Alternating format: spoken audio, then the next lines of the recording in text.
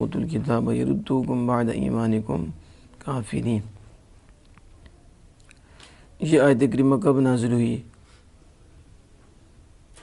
شارح کہتے ہیں وَنَزَلَ لَمَّا مَرَّ بَعْضُ الْيَهُودِ عَلَى الْأَوْسِ وَالْخَزْرَجِ فَغَازَهُ تَأَلُّفُهُمْ فَذَكَرَهُمْ بِمَا كَانَ بَيْنَهُمْ فِي الْجَاهِلِيَّةِ مِنَ الْفِتَنِ فَتَشَاجَرُوا أَوْ كَادُوا يَقْتَتِلُونَ فَتَشَاجَرُوا وَكَادُوا يَقْتَتِلُونَ۔ یہ اس وقت نازل ہوئی جب بعض یہودی اوس و خزرج کے پاس سے گزرے اور اوس و خزرج کی محبت نے ان کو غصے میں ڈال دیا، اور اوس و خزرج کی محبت کی وجہ سے وہ جلنے لگے۔ پھر اس نے ان کے سامنے اس کا ذکر کیا جو زمانہ جاہلیت میں ان میں فتنے تھے اور جھگڑے تھے۔ پھر وہ جھگڑے قریب تھا کہ وہ ایک دوسرے کو قتل کرتے۔ اس وقت یہ آیت کریمہ نازل ہوئی یا ایھا الذین آمنوا، اے ایمان والو، اگر تم کتابیوں میں سے ایک گروہ کی اطاعت کرو تو وہ تمہیں ایمان کے بعد کافر کر کے لوٹائیں گے۔ حاشیہ دیکھیں،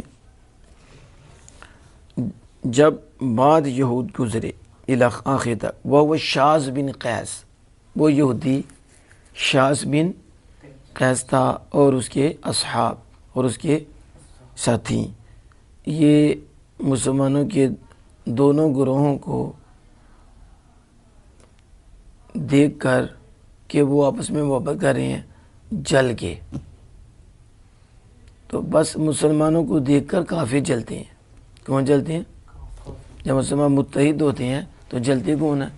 جب ان کا آپس میں پیار ہوتا ہے تو کافر یہودی تو لانتی ہیں، تو حسد کی آگ ان کی تیز ہو جاتی ہے، حسد پیدا ہوتا ہے، جلتے ہیں۔ تو مومن کو تو نہیں جلنا چاہیے، وہ مومن عجیب قسم کا مومن ہے کہ جو مومن سے جلتا ہے، کوئی یہ تو جلتے ہیں کافر یہودی۔ تو یہاں بھی ایسے ہی ہوا کہ اوس و خزرج آپس میں محبت کرتے، پیار کرتے، تو اب یہ شاذ بن قیس اور اس کے ساتھی دیکھ کے جل بن گئے کہ یہ محبت کر رہے آپس میں۔ پھر اس کمینے نے آگ لگائی، جیسے آج یہ ظلم کر رہا ہے یہودی، تو اس کی تاریخ ہے پیچھے، لانتی ہے، نبیوں کو انہوں نے قتل کیا ان ظالموں نے۔ تو جب وہ جل بن گیا تو اس نے مسلمانوں کے درمیان اور انصار کے درمیان جدائی ڈال دی۔ بس ان کا یہی کام ہے کہ اب تفریق کریں، ان کو جدا کریں۔ تو یہ دو قبیلے تھے انصار کے، اوس و خزرج، مدینہ پاک میں، تو ان دونوں میں اس نے جدائی ڈالی۔ دونوں قبیلے زمانہ جاہلیت میں سخت لڑے تھے، اور زمانہ جاہلیت میں ان کی سخت عداوت تھی، لڑائی دشمنی تھی، اور بڑی سخت انہوں نے جنگ کی تھی، جسے وہ باس کے نام سے موسوم کیا جاتا ہے۔ اس جنگ کا نام بواس، کیا نام تھا اس کا؟ بواس۔ یہ مدینہ پاک میں یہ قریظہ کے علاقے میں ایک جگہ تھی جہاں ان دونوں قبیلوں کی سخت لڑائی ہوئی، اور کتنی دیر تک تو یہ لڑتے رہے اوس و خزرج۔ یہ تو رسول اکرم صلی اللہ علیہ وسلم کی ذات پاک تشریف فرما ہوئے تو پھر حضور نے ان کے دل کے قبلوں کو روشن فرمایا، اور پھر ان کے دل میں ایمان کا نور آیا، اور اس وجہ سے یہ آپس میں بھائی بھائی ہو گئے، اور یہ دوست ہو گئے آپس میں، اور یہ محبت کرنے لگ گئے۔ تو یہ جو شاذ بن قیس تھا، اس نے کیا کیا، جب اس نے دیکھا کہ یہ ان کے آپس میں محبت ہے، الفت ہے، تو یہ غصے میں آ گیا۔ تو ظاہر ہے کافروں کو تو مومن کیا اتحاد اور مومن کے آپس میں محبت برداشت نہیں ہوتی، تو پھر اس نے مسلمانوں کے ساتھ لڑائی کی تدبیر کی کہ ان کو اب کیسے لڑائیں، تو اس کے لیے اس نے تدبیر کی۔ ایک شخص کو کہا کہ وہ بعاث کا جو واقعہ ہے، جو زمانہ جاہلیت میں ان دونوں کے درمیان عظیم جنگ تھی، وہ بات ان میں ڈال دے۔ وہ بات اب اتنے سالوں سے واقعہ ہو چکا تھا اور وہ جنگ گزر چکی تھی۔ اس ظالم نے کہا کہ ایک شخص کو کہ تم ان کے درمیان وہ باتیں پھر شروع کر دو۔ سمجھ گئے ہو؟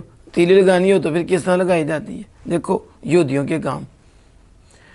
تو مسلمانوں کے قبیلوں میں یہ بات ڈال دو، اور وہ قصیدہ بھی کہ جو ان دنوں میں خزرج کی ہجوم میں وہ کہا کرتے تھے، اوس یعنی قبیلہ خزرج کی برائی میں جو قصیدہ کہتے تھے وہ بھی پڑھو،